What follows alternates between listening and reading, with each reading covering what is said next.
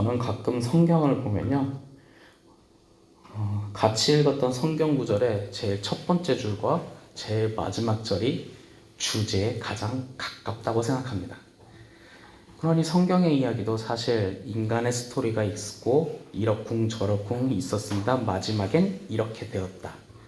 그러니 성경의 이야기는 그 마지막 절이 우리에게 주고자 하는 메시지에 가까울 때가 있습니다. 오늘 말씀에도 마지막 절이 예수는 그리스도라고 가르치기를 전도하며 그치지 않았다 라는 말로 마무리를 짓는데, 오늘도 어쩌면 최종적으로 하고 싶은 말은 이 말이었던 것 같습니다. 그래도 오늘 말씀에 어떤 내용인지 간략하게 정리를 하다 보면 사도들이 그리고 그리스도인들이 기사와 표적을 행하고 있습니다. 예전에도 한번 공회에 붙잡혔는데 이번에 또 붙잡혔습니다. 특히 사두개인 당파라고 하는 그 사람들이 그리스도인을 시기하고 있었기 때문에 또 사도들을 붙잡아서 공회 앞에 세웠습니다. 그들이 시기한 이유는 간단하죠. 자기들은 이적과 표적을 하지 못하니까. 예전에는 우리가 했었는데 어느 사이엔가 그 능력이 사라져버린 거죠. 왜 그랬을까요? 하나님의 뜻은, 어쩌면 제가 이스라엘과 하마스의 전쟁을 보면서 느낀 건데, 그들은 신약 성경을 보지 않습니다. 구약 성경을 보죠. 또 구약 성경에 있는 내용도 우리가 갖고 있는 구약 성경의 순서가 또 달라요. 유대교와 이슬람교의 그 구약 성경. 물론 이슬람교는 거기다 코란을 더 합세하긴 하는데, 특별히 순서가 다른데 마지막 부분에 역대하 내용을 담고 있어서 역대하 마지막 내용은 이스라엘 땅으로 돌아간다는 내용이죠. 그래서 그들은 신약 성경을 믿지 않고 그것만 믿기 때문에 그 좁은 땅덩어리에서 싸우고 있는 모습을 저는 그렇게 바라볼 때가 있습니다.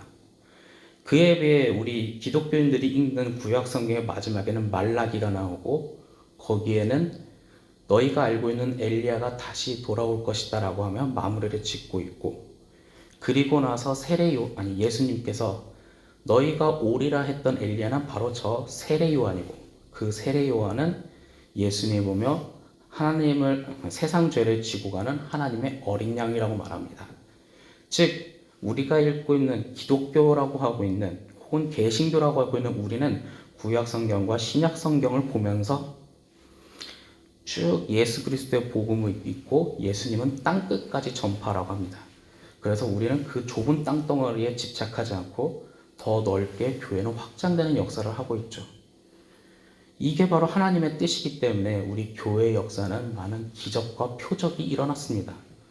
하지만 유대교는 예수님을 부정했고, 아니야, 메시아는 저런 모습이 아니야, 다시 올 거야, 곧 올 거라면서 이미 왔던 메시아를 또 미련하게 기다리다 보니 그들은 어쩌면 사도들이 행했던 기적과 표적이 이제 사라지고 어쩌면 존중받지 못했기 때문에 오늘 말씀에선 시기함을 느낀 것 같습니다.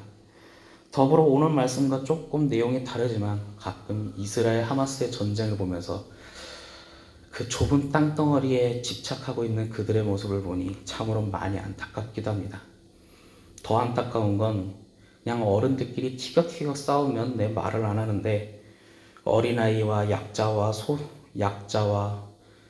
그리고 우리가 보호해야 할 그 사람들까지 다치는 걸 보면 참 마음이 아플 때가 있습니다. 아무튼 오늘 말씀엔 사도들이 행했던 그런 기적과 표적이 일어나지 않으니 사두개인들이 또 붙잡아서 공회 앞에 세웠죠. 예전에도 한번 말했지만 우리가 만약에 검찰이나 경찰, 조금 심하면 국정원, 요즘 국정원에 끌려갈 일은 없으니까 만약 검찰에서 소환장이 날라왔다고 가정해 봅시다. 여러분들 마음이 어떨 것 같습니까? 그리고 막상 가면, 처음엔 담대하게 갔는데 막상 그 안에 좁은 공간에 갇혀서 수사를 받고 있다 보면 마음이 굉장히 두려울 겁니다. 어쩌면 그들이 원하는 걸 해주고 그냥 빨리 그 자리에서 빠져나오고 싶어 했는지도 모르죠. 경찰서에 가도 마찬가지고 거기서 수사를 받다 보면 많은 두려움이 있을 텐데, 왜 제가 이 얘기를 하면 오늘 말씀 속에 있는 사도들이 공회 앞에 끌려갔다는 내용이 바로 그런 두려운 상황이라는 거죠. 그러니 다음부터는 예수님 복음 증거 안 하겠습니다 하고 우선 빠져나오고 나중에 뻥이 지러우면서 다시 복음을 증거하면 되지 않나라는 현실적 타협을 생각할지도 모릅니다. 솔직히 이런 상황을 이제 어린아이들에게 말하면 난 말은 그렇게 하고 빠져나온 다음에 나 계속 예수님 증거할래요.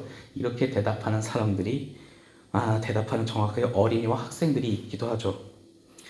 그러나 오늘 말씀 속에 있는 사도들은 고난을 당하고 있고 고문을 당하고 있고 신문을 당하고 있는데 그들은 그리스도를 증거하는 삶을 멈추라고 이야기하지만 사도들은 멈추지 않았습니다.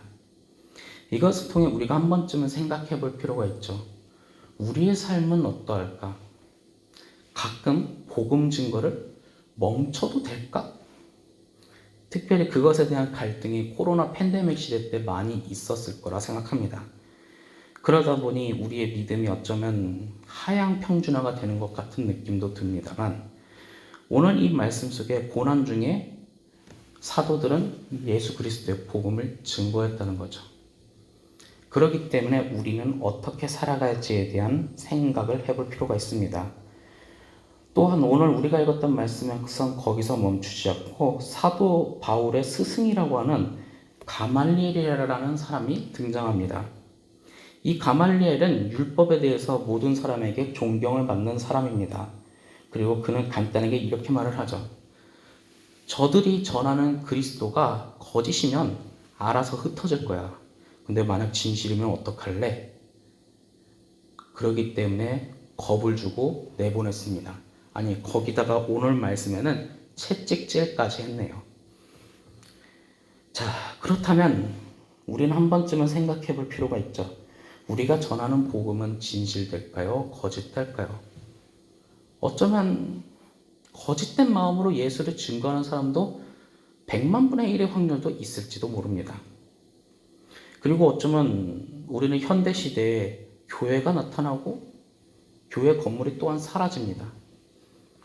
과연 우리가 생각하는 복음은 무엇일까라는 생각이 들죠. 어쩌면 우리가 잘못된 것이 아닌가라는 자기 비판을 너무 과하게 할 때도 있죠. 저도 가끔 그런 생각을 합니다. 교회가 나타나고 사라지고 한 달에 한 번씩 감리교회 본부 홈페이지에 보면 개척되는 교회 명단이 지역과 명단이 나오면서 또한 통합과 사라지는 교회 이름이 나옵니다. 가끔은 보면서 교회가 거짓됐었나? 하는 의심도 들 때가 있죠. 물론 복음 증거를 제대로 못하는 목회자의 게으름도 있을 겁니다.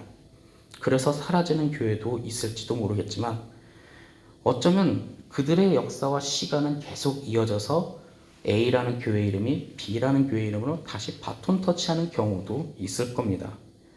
왜냐? 그들은 약하지만 진실되게 살아갔기 때문에 끝까지 이어지고 있는 거죠. 여러분들은 오늘 말씀에 교회에 대한 정의를 말하고 있습니다. 사도행전 5장 42절 그들은 날마다 성전에 있든지 집에 있든지 예수는 그리스도라고 가르치기를 전도하기를 그치지 않았다라고 말합니다. 우리는 건축물로 된 교회의 복음을 정하는 게 아닙니다. 우리 각각 개개인이 예수님의 안에 들어가 계신 우리 각각 개인이 복음을 증거하고 있죠.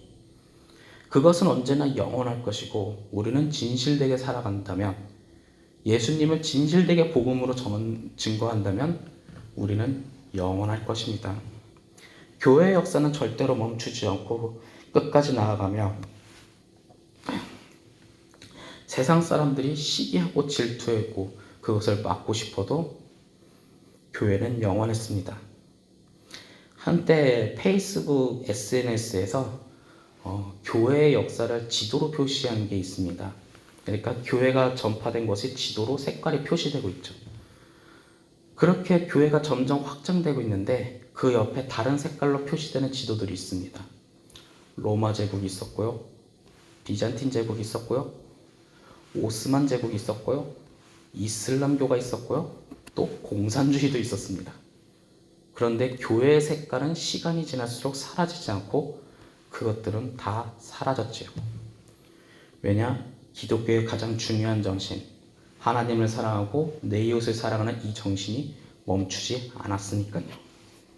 오늘 말씀에서 우리는 그리스도를 가르치고 전도하기를 멈추지 않는다라고 합니다. 우리가 그렇게 되기를 바라며 그것이 진실되게 이루어지기에 하나님의 사랑을 우리도 품고 살아가는 겁니다. 오늘도 여러분들의 가정과 교회를 세우며 하나님 나라의 확장을 드러내며 살아갈 것입니다. 그럴 때 우리는 진실된 교회를 세우기를 간절히 축원합니다. 기도하겠습니다. 사랑하는 하나님 참으로 감사합니다. 오늘 이 말씀 중에 세상의 겁박과 회초리와 비난을 받고 시기를 받고 있어도 멈추지 않았던 그들의 이야기가 있습니다. 어쩌면 우리는 똑같은 상황이며 겁을 낼지도 모르지만 그래도 오늘 이 말씀으로 우리가 용기를 얻고 오늘 하루를 살아갈 수 있도록 도와주시옵소서. 주님께서 이끌어 주실 줄 믿습니다. 또한 주님 앞에 작은 예물을 드렸습니다. 이 예물이 주님 앞에서 온전히 쓰여지기를 원하며 하나님 나라의 역사의 한 부분이 되어 주님께서 기뻐하며 받으실 줄 믿습니다. 주님 받아주세요. 언제나 함께 하신 아버지께 감사드리며 주 예수 그리스도 이름으로 기도하였습니다. 아멘.